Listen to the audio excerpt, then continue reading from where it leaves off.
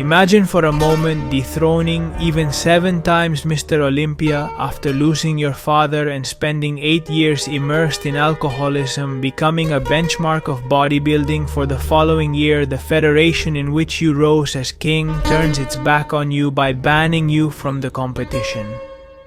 All this the same year you get married, and just after becoming world champion, a complaint for gender violence makes you lose all your sponsors, thus destroying your career. On November 6th of 2001, before the real cause of Shawn Rhoden's death was known, everything was said, from suicide to steroids killing him. Others, like Chris Acito, trainer and friend however, pronounced that Shawn Rhoden was actually killed on the very day the bodybuilding world turned its back on him. To talk about Shawn Rhoden is to tell a story that you feel is incomplete. A life of real ups and downs, comings and goings. Someone who suffered from everything but at the same time was a timeless talent.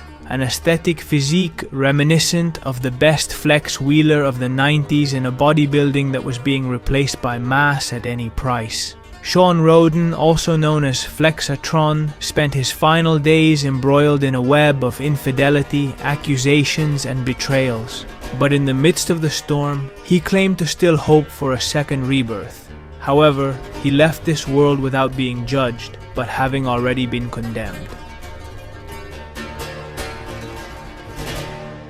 But beyond the facts, Shawn Rhoden's story deserves to be told for all the lessons it teaches us along the way, starting from the beginning, from his childhood. From the childhood of a poor boy born in a small Jamaican town who dreamed of becoming a footballer. There wasn't much to it. It was country. We had, basically grew up in a house that was 2 rooms. And, I slept head to foot with my 3 other brothers. But for us, it was paradise. There was no greater feeling every day to wake up and, I could walk out my back door and there would be like an apple tree, a mango tree, sugar cane, but we grew up having everything that we needed, not what we wanted.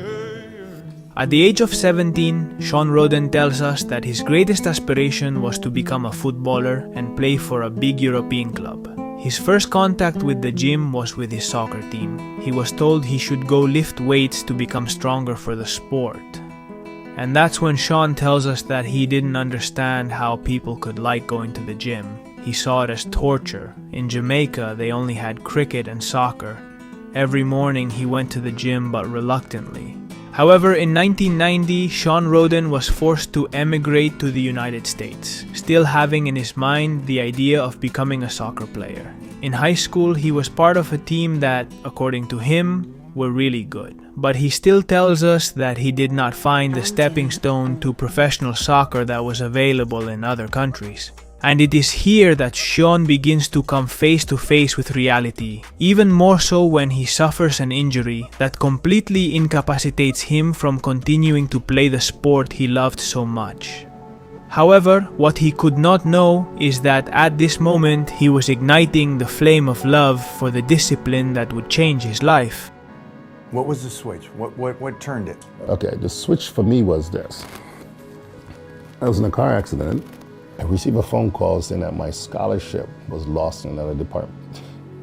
And that was like one of the worst things that could have happened because I had a pigskin scholarship for swimming and soccer. And of course, after this happened, I made a phone call. I said, hey guys, listen, I won't be able to swim the first year, but I'm in rehab. And 2 weeks later, it was like, hey, we're so sorry, your funds was lost in another department. And I'm like, but I can still play soccer. They're like, well, we want you to do soccer and swimming. So I started rehabbing. And it's like the more I was doing that for myself, because it wasn't about rehabbing to go, to college to play football and do swimming. It was more working on myself. And I fell in love with lifting. And indeed, Shawn Rhoden started out in bodybuilding without even having a competitive interest. Instead, the world soon became aware of the genetics that the Jamaican-born young man harbored. Years later, trainer Chris Aceto himself would say he had never seen genetics like Shawn Rhoden's, with an incredible facility for building muscle mass and a privileged metabolism for staying defined. In short, Shawn was born for bodybuilding, and this was evident in his first competitions. Between the decade of 2009 and 2001, he competed in various categories coinciding with bodybuilders as well known as Kai Green, who of course would be a rival of his years later in the Mr. Olympia. Well, Shawn Rhoden seemed to have found his purpose. He was fully prepared to become a professional bodybuilder and go to the Mr. Olympia. However, in the year 2002, tragic news occurs that paralyzes Shawn Rhoden completely. Shawn had claimed in several podcasts to be very attached to the figure of his father. He had been the reference that would provide him with all his values for life. I used to see my dad get up every day, 120-degree weather outside, and he's out the door, he's at work, and never complained. He never took a day off, never complained of a headache. He just knew, he had to provide for his family, and he just went about his merry way every single day. And from him, he inherited that commitment to be involved to the end in your work. That is why, on the day he received the news of his death from cancer, Shawn Rhoden admits how he was unable to digest the news. 2002, I remember doing nationals, and I got home, and they were like, hey, my dad had lung cancer, and it killed me, and I quit bodybuilding. It's like, because I felt as if we spent so much time working on the outside that when your time is up, your time is up, and I quit. I quit from 2002 till end of 2008. Let me ask you this, when you quit completely. You didn't go to the gym. Eating habits changed. Everything. I became an alcoholic, and I just gave up. I thought it was pointless. And indeed, Shawn abandoned his promising career in bodybuilding. And not only that, we could say he abandoned his life in general. From that period, we have images where you can really see a physique totally left. A physique that was given to drink, and for more than 6 years would be mired in an addiction that made him even consider leaving this. The mind was like, I gotta quit, because I thought I was gonna kill myself. And I've tried that too. I was suicidal at one point, but that moment it was, a mixture of being depressed, being an alcoholic, being suicidal, and wanting better for myself. Well, not just for me, but for my dad. And, I just start pouring stuff down the drain, and, it took a minute for me to sit there and be like, man, I need to quit. Like, I need help. But like, who do you call? Because the funny thing is, when you're a functional alcoholic, nobody knows that you're an alcoholic because they see you. I remember my cousin would say to me, like, dude, I thought we were just having fun for the weekend. I'm just like, dude, I was drinking every day. But he goes, but you still got up and went to work. I'm like, I know. He goes, how? I was like, dude, I don't know. I was like, but I got off work and I wanted to drink. So now it's like, it's time for me to quit. I'm like, if I didn't quit or try to quit that day, I would have never quit. Like when you see a crackhead in a movie going through withdrawal, that was me for like 72 hours of 1 minute freezing, the next minute feel like you're burning up, throwing up, diarrhea, you name it, just pretty much laying my own felt. But I knew like each day was like, okay, I need to quit, I need to quit, I need to quit, I need to quit. I don't want to say refreshing, it was scary because I'm like, now what? Like, are you gonna be tempted every time you walk by the liquor store? Like, are you gonna ever go out? Like what do you do? But I was like, you know what? Either that or death. And I just quit. And so it was that Shawn Rhoden, with his father's words still echoing in his mind, got rid of that addiction, of course suffering all the after effects, as he himself in an interview clarifies that in a span of 6 years, he was able to drink all the alcohol a person would drink in a lifetime. However, bodybuilding came once again to bring him motivation beyond drinking. He comments how in later years he went as a spectator to several championships, being surprised at the level of these championships. But for good measure, knowing his former potential, he saw it as a possibility to compete against these bodybuilders. And so it was that, and without telling anyone, he drove for 4 hours by car to the Delaware Championship. Shawn tells us that he went alone. He didn't even have anyone who could give him the dye. He got it the night before thanks to asking on the bodybuilding.com forum. Pictures from that show us a bodybuilder that we wouldn't dream of coming from a very serious drinking addiction. Shawn Rhoden won that championship and went on to continue his bodybuilding journey, entering new competitions until he became a pro. Shawn Rhoden made his pro debut at the Europa Dallas. What Phil couldn't have known was that from the back rows he would be watched by a Shawn Rhoden who had come from a life of rock bottom to only 3 years later see it as a possibility to stand alongside a bodybuilding legend. Many of you will remember those years as the intense battle between Kai Greene and Phil Heath. But what not many remember is how Shawn Rhoden, who had placed 11th in the year of the year, gets the following year to be on that podium in the top 3, looking ahead to what was one of the biggest rivalries in the history of bodybuilding. In those years, the Jamaican did not manage to surpass the top 3. However, from the year 2014, Kai Greene would not return to the Mr. Olympia. The reasons and his story are also available on the channel. And with the Brooklyn native out of the Queen competition, Shawn Rhoden was already being talked about as a direct rival, no more and no less than Phil Heath. After years of depression, of touching the depths, Shawn was there. He was competing for the title, and it could become a reality. You also have the full Phil Heath story on the channel. For those of you who have seen it, you'll know how his physique began to go into decline. More specifically, we reached an era where abdominal distension was becoming the order of the day.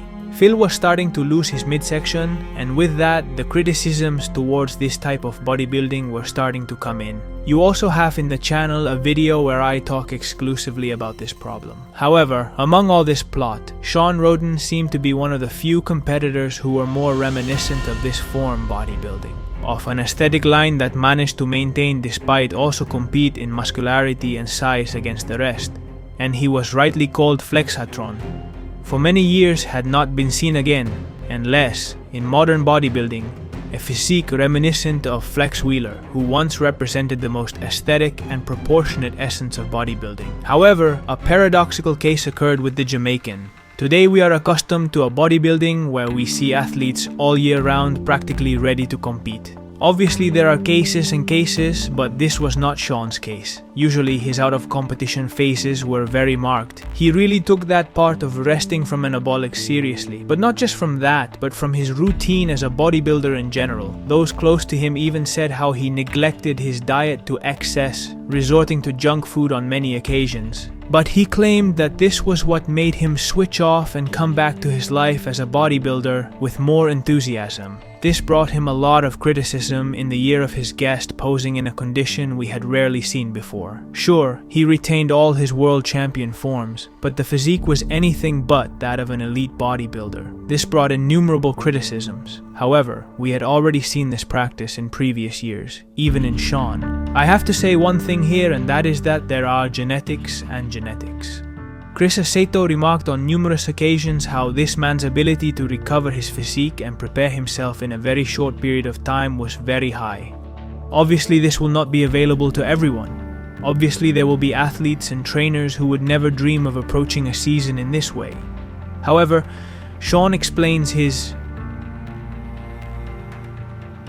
there are a few people that have made a few comments. The problem is, the few that have made comments, I've lost respect for a long time ago. At one point or another, you were in my shoes and you were competing, and you did what you had to do to stay healthy.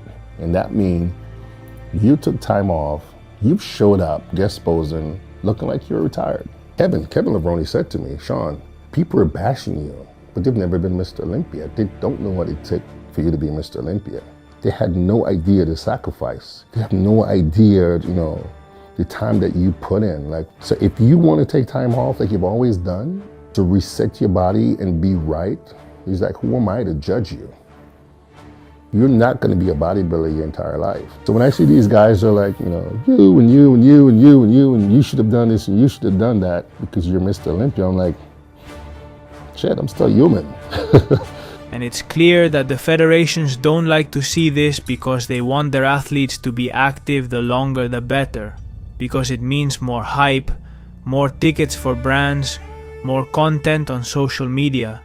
But only he and his trainer could know what is the right way to preserve his physique. And indeed, in bodybuilding, judges score or should score only what you see on the day of the show. Shawn Rhoden demonstrated countless times how, when the day came, he was able to present one of the most incredible physiques we have seen in recent years. And if not, just look at the level he came out with at the Arnold of Europe 2017.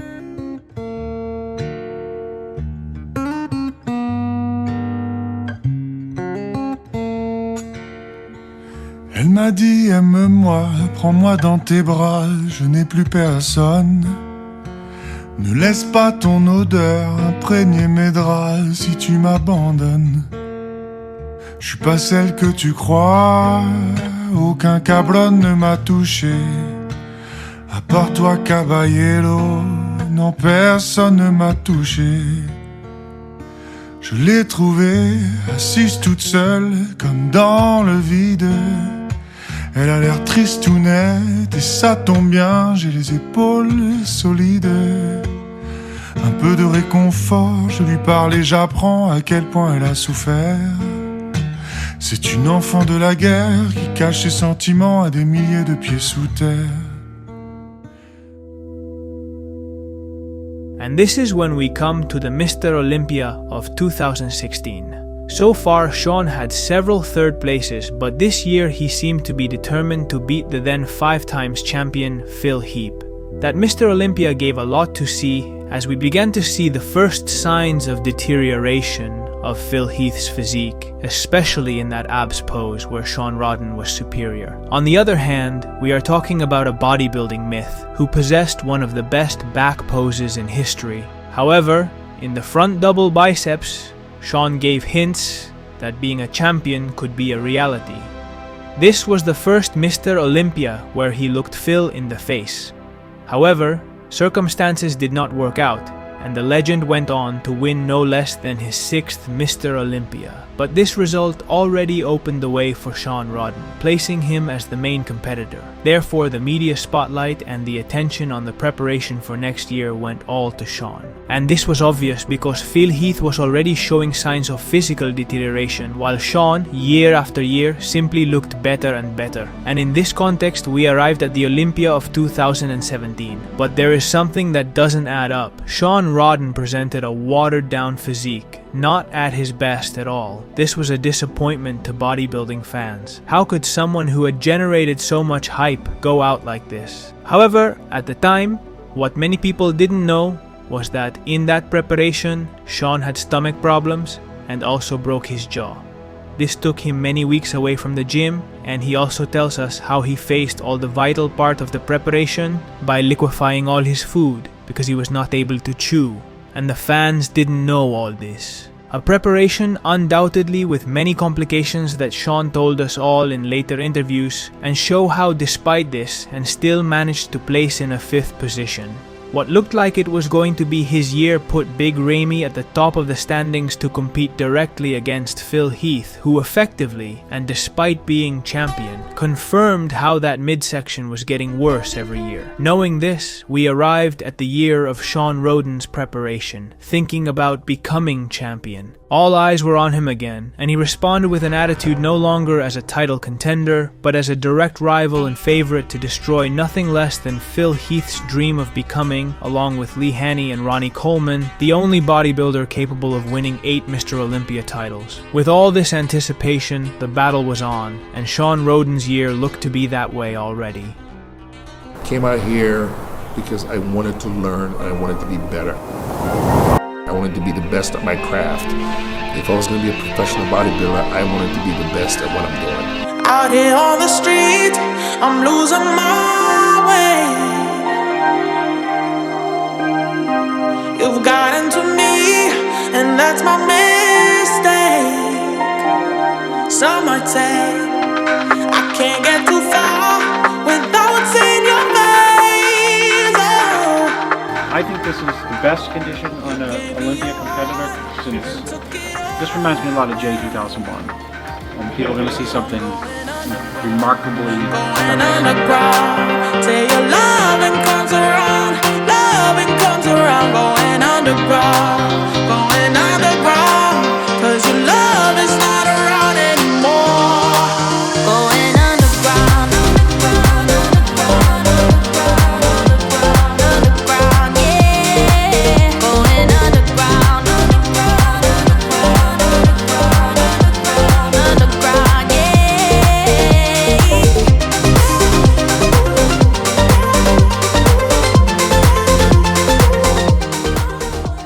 But folks, we approached the Mr. Olympia, and believe me when I tell you that year there was rivalry and tug of war between Phil Heath and Shawn Rhoden. Talk is cheap. You'll find out tomorrow, and you have that same looking Eeyore looking face backstage. However, Shawn Rhoden knew this was his chance. This was not the first time he had come face to face with Phil Heath. It had happened at other Mr. Olympias and at the Arnold Classic, but this time he was doing it with more reason than ever because he was in a plethoric state, which was even more noticeable when Bob introduced that sit-up pose. At that instant, Shawn stands in front of Phil and stares at him as if to say, "Dude, you can't fight me, you can't control a midsection you've been fighting for years, and even less in this pose, which is one of my best." At that moment, he could see what one day fate intended for Shawn, although going by history, this one seemed to be written to deliver the 8th title of a Mr. Olympia. It was Phil's night to enter the Hall of Fame of the Greats. But at the time, who knows what God knows, who wanted to take into account a life that seemed to have been wasted by vices and alcohol. For $400,000 and the title of 2018 Mr. Olympia. Aime-moi doudou, doudou, pour-moi doudou. Et ça c'est quelque part que tu me donnes. Et ça c'est quelque part que tu me donnes.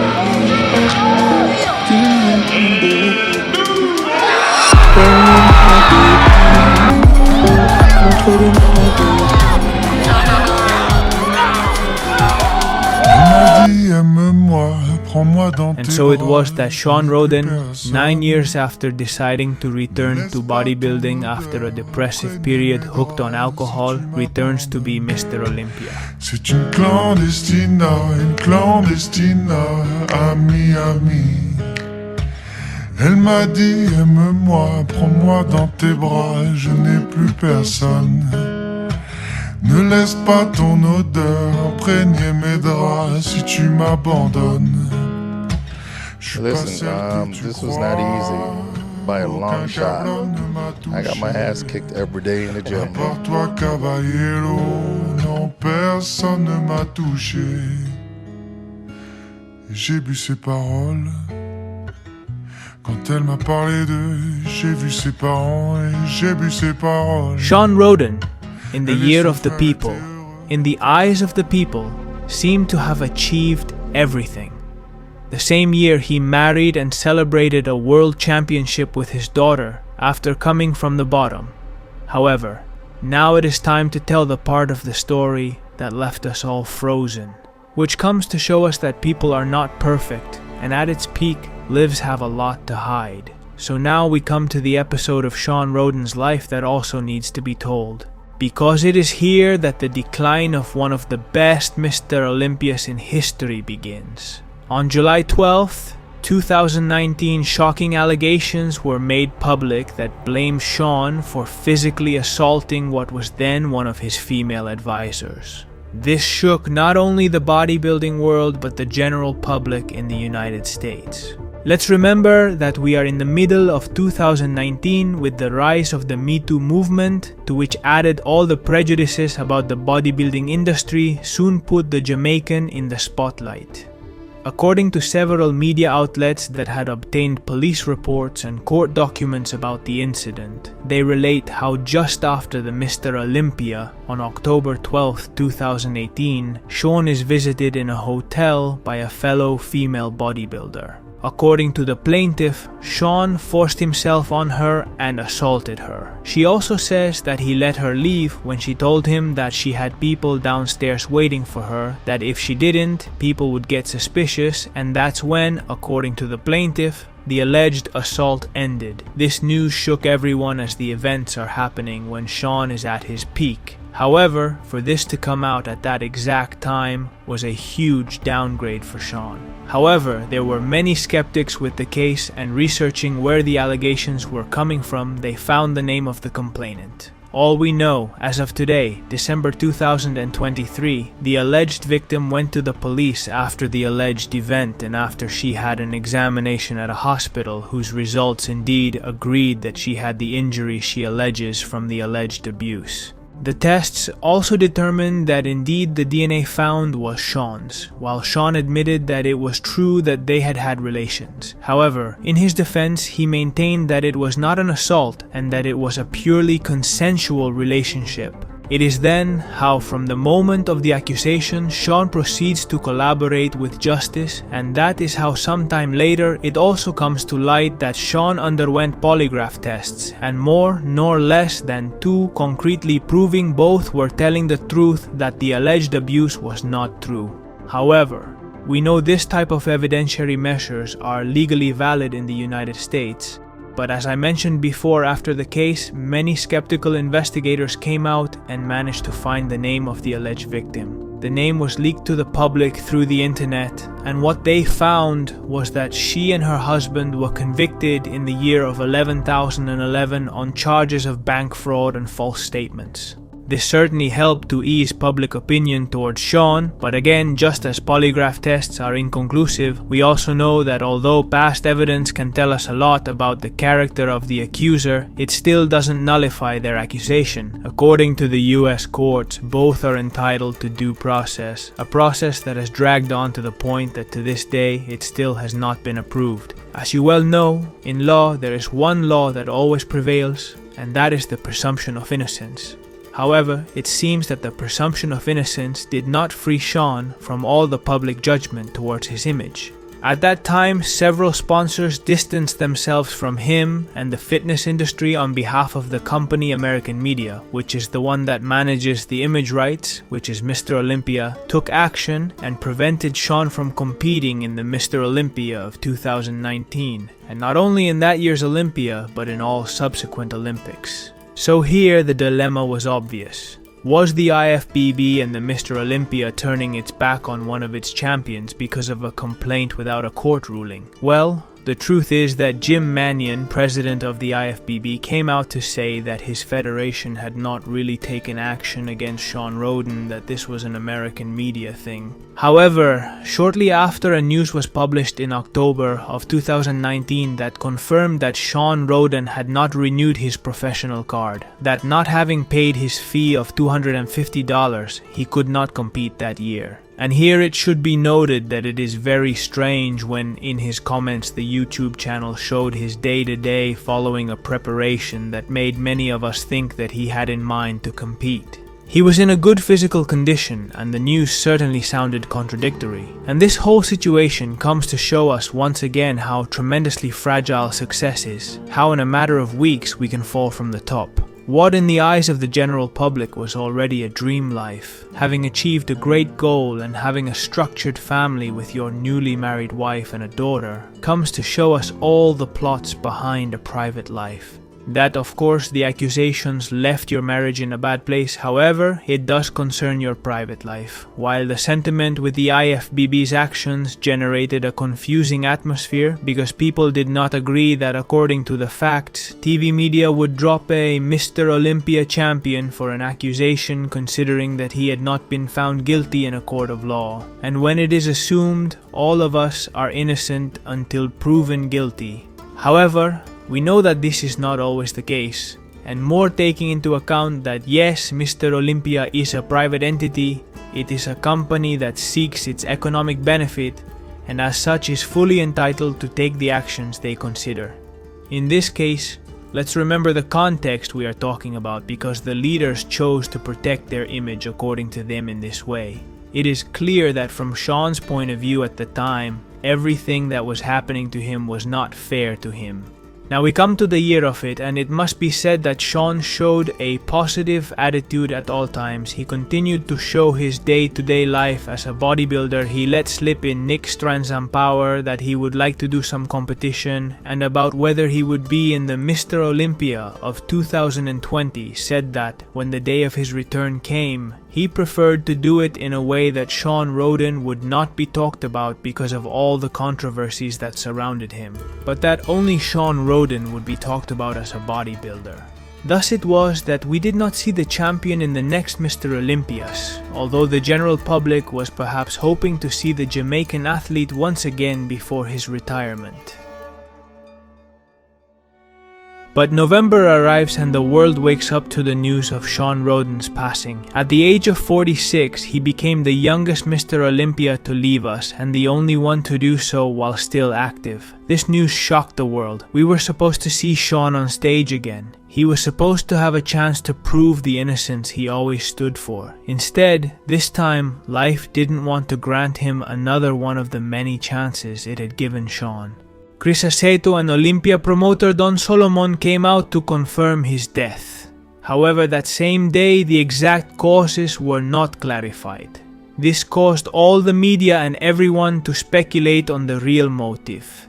Everything was said, but it was surprising how many even went as far as projecting that it had been something voluntary, all because of a post he had published on Instagram 3 days before the news. However, here it must be said that there is no clear reference, especially when already people close to him clarified that it was due to a heart attack. As every time a news of this style happens, the bodybuilding world is alarmed, and for a few days becomes aware that health in these cases is more fragile and more unpredictable than we think. And it is clear that his status as a competitor in the open category also puts in the balance the role of anabolics in the life of high-level bodybuilders. Add to this the condition of ex-alcoholic that Shawn had gone through, and we have the cocktail that makes us see this heart attack at such a young age as something possible. Even months later, his training partner told Generation Iron that Shawn had actually suffered a silent heart attack a couple of years earlier. Still, it's worth noting that according to the official autopsy, nothing we can say about the real motives behind this. But what I can do is to show you the version of one of the people closest to him, as was his trainer Chris Aceto, who did not tremble when he said that after everything that had happened, it was normal that Shawn's body ended up failing. Your initial response when you first heard it? You want the raw answer? Yeah, of course. I want the, Not surprised. No, really. Not surprised one bit. And why do you say that? No one holds up under the circumstances that he's been under. No one holds up. So my expectation for someone else, any other like good bodybuilder, any other person, any other individual, I would expect that having your livelihood taken away. Shawn won $400,000 at the Mr. Olympia. In 18. Had a incredibly impressive contract in 18 from winning that show. Worked his whole life to win that title, and that was taken away with a phone call. Yeah, one accusation and then one indictment, yeah. And the entire industry turned its back. So am I surprised? No. And people see Shawn Rhoden around the country. They see someone outwardly, myself included, but I know the inside. They see him happy. They see him congenial. They see him at the Olympia every year supporting the other athletes, which is genuine, actually. But that lack of support, that everyone turning on him, that helped shape where he got himself to. And as I'd said on the show, and as I would say to people who are very close to me, most people would have lost their minds, and I mean that. And it is clear, and allow me here this value judgment in saying that Shawn was not a perfect person, not even an example to follow. However, we do know that objectively, he was an incredible bodybuilder. I dare say the most unmarked talent of recent years, and who, after wasting a large part of his life, was able to stand up and show it to the world. Because as he rightly said, very few know all the sacrifice and effort behind a Mr. Olympia. And be that as it may, for better and also for worse, the story of Shawn Rhoden is one of those stories that deserves to be told. One that deserves not to be forgotten.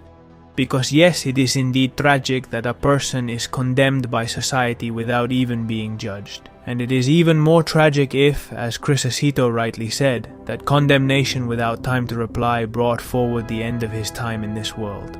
Because I would like to end this documentary to share one of his reflections about life. The day my daughter was born, and I remember being in the hospital, the first time she cried, I saw my entire life passes in front of my face, and it had nothing to do with bodybuilding. Nothing to do with bodybuilding. It was everything else but bodybuilding, because I'm always going to be a dad. Bodybuilding is just a job. With that being said, I realized that now my life had a purpose and a meaning, and I'm going to have to work twice as hard as I've ever worked before.